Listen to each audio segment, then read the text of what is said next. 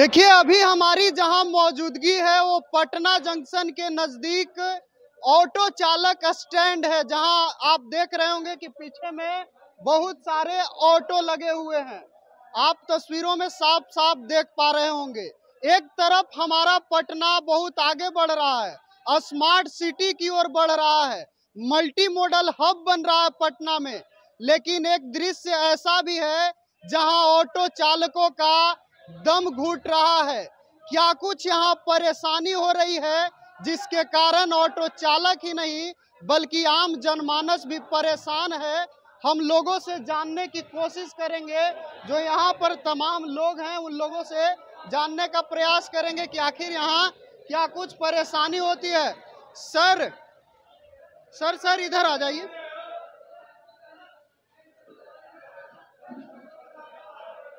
क्या यहाँ परेशानी हो रही है जिसके कारण आप लोग जो हैं परेशान हैं? सबसे पहले स्वास्थ्य, जब स्वास्थ्य रहेगा तब हम जिंदा रहेंगे, तब मेरा परिवार जिंदा रहेगा। ये अलग बात है कि आप जो है यहाँ इसको क्या कहा जाए, यातना गृह। ये ऑटो स्टैंड नहीं है, ये यातना गृह है सरकार का, नीतीश कुमार का। यातना गृह कैसे हो गया ये ऑटो? कैसे हो गया? जब हम सांस लेंगे, जिंदा रहेंगे, खुली हवा में सांस ही नहीं ले पा रहे हैं। यहाँ सांस लेना भी मुश्किल हो। आप आए हैं तो क्या आपने नहीं देखा कि यहाँ सांस की दिक्कत है? हमें भी परेशानी हो रही थी। आपने देखा होगा। तो जब आप यहाँ आए 2 मिनट के लिए परेशानी है, तो मैं तो यहाँ 24 घंटा चक्कर लगा रहा हूँ। हमारे चालक आते हैं, गाड़ी स्टार्ट करते हैं, उसका धुआं है। ये हेडलाइट जो जला हुआ है, इसकी गर्मी है, सारी गर्मी धुआं हमारे स्वास्थ्य में जाता है।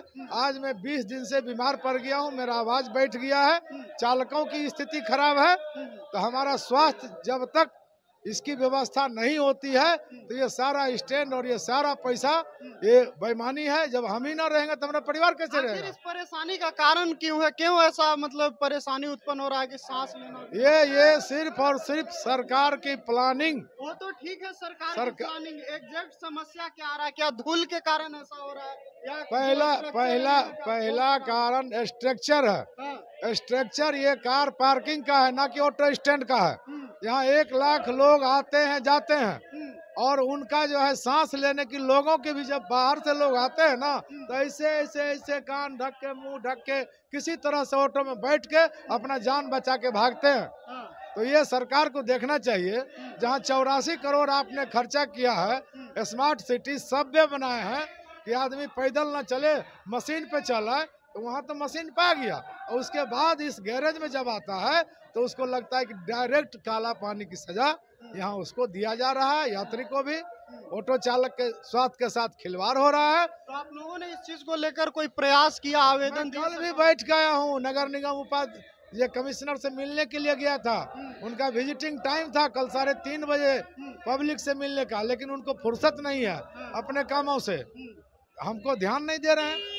हमारा जो प्लानिंग, ट्रैफिक जो प्लानिंग बना है, तो प्लानिंग में इस बात का उल्लेख है कि एग्जॉस्ट फैन लगेगा, यात्री के लिए भी जो है 15-20 पंखे लगेंगे यहाँ पर, हाँ, रोशनी की व्यवस्था होगी। कुछ आश्वासन मिला वहाँ से? आश्वासन ही मिला है ना, लेकिन मिला तो कुछ नहीं है। कुछ नहीं मिला। तो आगे आप लोग आंदोलन भी करेंगे? आंदोलन हम हड़ताल में नहीं जा रहे हैं। हम सिर्फ यही करेंगे अपना स्वास्थ्य बचाने के लिए कि हमारा गाड़ी पार्किंग में रहेगा। 10-5 की संख्या में हम सड़क पर गाड़ी यहाँ नंबर से लगाएंगे और सिस्टम से चलेंगे। जब ये हवा आने लगेगा, हम लोग जैसे हैं व्यवस्थित हो जाएंगे। ये हमारा कमेटी का फैसला। ठीक है, तो और भी जो चीजें हैं वो हम आपको एग्जैक्टली दिखाते हैं। आइए इधर ही आ जाइए और बात करने की कोशिश करते हैं कि आखिर क्या कुछ परेशानी हो रही है। आप देख सकते हैं कि ये ऑटो स्टैंड है, जहां से राजापुर पुल के लिए, बोरिंग रोड के लिए, जगदेव पथ के लिए, हर जगह के लिए ऑटो जाता है। लेकिन आप देख रहे होंगे कि कितना धूलकण यहाँ पे दिख रहा है, और जो लोग हैं वो गमछे से अपना मुंह तोप रहे हैं क्योंकि सांस लेने में परेशानी हो रही है। हम बात करेंगे, क्या कहिएगा, क्या परेशानी हो रहा है? देखिए, सबसे पहले मैं इतना कहूँगा,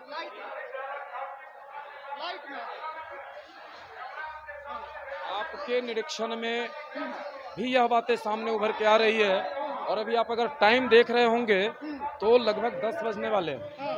10 बजे दिन में आपके सामने प्रत्यक्ष प्रमाण है कि लाइट जल रही है। इससे यह साबित होता है कि इसमें रोशनी की कोई व्यवस्था नहीं, नंबर एक। नंबर दो, जब ये व्यवस्था दी गई तो हम सभी लोग खुशहाल थे, हैं भी, कि हमारे लिए चलो एक स्टैंड मिला, सरकार ने दिया। लेकिन इस बदहाली में दिया गया है, इतने धूलकन है, इतनी अव्यवस्थित तरीका है, और पीछे भी हमने, आप देखेंगे जाकर के, दीवार बंद है, ये चारों तरफ से बंद है, ना हवा आने की व्यवस्था है, ना ये धूलकन को बाहर निकलने का रास्ता है। तो ये सारे इसमें चल रहे हैं, और ये तब और ज्यादा ये भयावह तब होता है जब हम यात्री को बैठा के अपने ऑटो को स्टार्ट करते हैं। तो जब हम स्टार्ट करते हैं तो हमारे ऑटो से साइलेंसर से जो निकलने वाली हवाएं हैं, उन हवाओं से ये धूलकन उड़ता है। जब एक साथ 50 ऑटो स्टार्ट होता है तो इतनी तेज धूल निकलता है कि यात्री के स्वास्थ्य पर, चालकों के स्वास्थ्य पर इसका सीधा बुरा असर पड़ता है। ये हम आप देख रहे हैं। हम यह मांग करते हैं जिला प्रशासन से, सरकार से, कि इस व्यवस्था को जल्द से जल्द सुदृढ़ किए जाएं, ताकि जो ये ऑटो चालकों के स्वास्थ्य पर जो असर है, ये बड़ा असर है। जब ऑटो चालक स्वस्थ ही नहीं रहेंगे तो वो ऑटो कैसे चलाएंगे? ऑटो चालक अगर स्वस्थ ही नहीं रहेंगे तो उनका परिवार बच्चा का भरण पोषण कैसे चलेगा? ऑटो चालक अगर सही तरीके से अपनी गाड़ी को चलाएंगे नहीं तो उसका रोजगार बंद होगा। बिहार में क्या रोजगार की स्थिति है वो देख ही रहे हैं। हम लोग अपना रोजगार जो कर रहे हैं उसको लेकर के, जो नया मल्टी मॉडल हब बना उसका स्ट्रक्चर भी इसको प्रभावित कर। देखिए, हम तो छोटी सी बात बताएंगे। मल्टी मॉडल हब या ये बुद्ध स्मृति पार्क, ये जो बनाई गई, इसका सीधा पैटर्न था कि ये कार पार्किंग के नाम पर बनाया गया, तो हुआ उसका उल्टा, कार बाहर ऑटो अंदर। चलिए ठीक है, हमको आपने दे दिया कि आप लोग जीते रहिए, इसकी सही व्यवस्था तो हो। मतलब है ठीक, लेकिन व्यवस्था ठीक हो, व्यवस्था ठीक होनी चाहिए, व्यवस्थित तरीके से यहाँ पे सारी चीजें होनी चाहिए, पानी का छिड़काव होना चाहिए, साफ सफाई बिल्कुल सही तरीके से हो। ऑटो चालक अगर सही तरीके से अपनी गाड़ी को चलाएंगे नहीं तो उसका रोजगार बंद होगा। बिहार में क्या रोजगार की स्थिति है वो देख ही रहे हैं। हम लोग अपना रोजगार जो कर रहे हैं उसको लेकर के, जो नया मल्टी मॉडल हब बना उसका स्ट्रक्चर भी इसको प्रभावित कर। देखिए, हम तो छोटी सी बात बताएंगे। मल्टी मॉडल हब या ये बुद्ध स्मृति पार्क, ये जो बनाई गई, इसका सीधा पैटर्न था कि ये कार पार्किंग के नाम पर बनाया गया, तो हुआ उसका उल्टा, कार बाहर ऑटो अंदर। चलिए ठीक है, हमको आपने दे दिया कि आप लोग जीते रहिए, इसकी सही व्यवस्था तो हो। मतलब है ठीक, लेकिन व्यवस्था ठीक हो, व्यवस्था ठीक होनी चाहिए, व्यवस्थित तरीके से यहाँ पे सारी चीजें होनी चाहिए, पानी का छिड़काव होना चाहिए, साफ सफाई बिल्कुल सही तरीके से हो, हवा निकलने के लिए इसमें रास्ता बनना चाहिए, ताकि उससे यात्रियों को भी लगे और हम लोगों को भी लगे कि व्यवस्था अच्छा है, यात्रियों का विश्वास बढ़े, ताकि वो हमारे पास आए। आप देख सकते हैं कि इस परिस्थिति में यात्री हमारे पास नहीं आएंगे, आना बंद कर देंगे, और हम लोग दिन भर इसमें खाली बैठने को मजबूर हो जाएंगे। उसका सीधा असर हमारे रोजगार पर पड़ेगा। वैसी परिस्थिति में हम यह मांग करते हैं कि जितनी भी अव्यवस्थाएं यहाँ दिख रही है उसका समय सही निदान हो, ताकि ऑटो चालकों के साथ साथ आम लोग जो ऑटो से यात्रा करते हैं उनको भी इसका लाभ मिले। नहीं तो आम लोग भी स्वास्थ्य से संबंधित विषय पर परेशान होंगे, और ऑटो चालक हम सभी लोग तो हैं। चलिए, तो अब तक हम ऑटो चालक संघ के जो प्रबंधक थे उनसे बातचीत कर रहे थे। अब हम कई आम लोगों से भी बात करेंगे कि आखिर वास्तु स्थिति क्या है। क्या कहेंगे आप? ऑटो चालक के ड्राइवर हैं? जी जी, ड्राइवर है हम। क्या परेशानी आप लोगों को? देखिए, परेशानी 100 की सीधी बात है कि जिस तरीके का सभी लोगों ने बताया वो 100 में 100% सही है। दूसरी बात है कि सेफ्टी से पर्पज जो है, हर चीज़ जो है हमें इस पर ध्यान देना होगा। नहीं दीजिएगा ध्यान तो वहाँ स्मार्ट पार्किंग बन गया है, ये पुराना है, इसको कुछ नहीं करने का है, सिर्फ मेंटेनेंस करने का है। जिसमें प्लस पॉइंट है, लाइट कट जाने पर पूरा भयावह अंधेरा हो जाता है। अंधेरा होने के बाद में फायर फाइटिंग का पूरा सिस्टम दिया हुआ है, लेकिन ओपन नहीं है।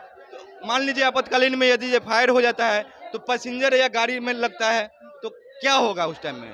ना तो फायर, ये सब कुछ नहीं करना है, सिर्फ इनको मेंटेनेंस यहाँ का पार्किंग का और व्यवस्थित करना है ड्राइवर के लिए और सवारियों के लिए। जी जी जी जी। आप देख सकते हैं कि यहाँ की स्थिति जो है किस तरह का है, कितना सघन बना हुआ है। दिन में भी यहाँ लाइट जलाने की आवश्यकता पड़ती है, और नीचे में आप देख सकते हैं कितना डस्ट है, जिसके कारण धूल कण उड़ते हैं और सांस लेने में भी परेशानी हो रही है। स्वास्थ्य पर लगातार इनके असर पड़ रहा है, और यही कारण है कि जो ऑटो चालक संघ के लोग हैं, ऑटो चलाने वाले लोग हैं या आम लोग हैं, वो परेशान हैं, और कहीं ना कहीं सरकार को इस पर एक्शन लेना चाहिए।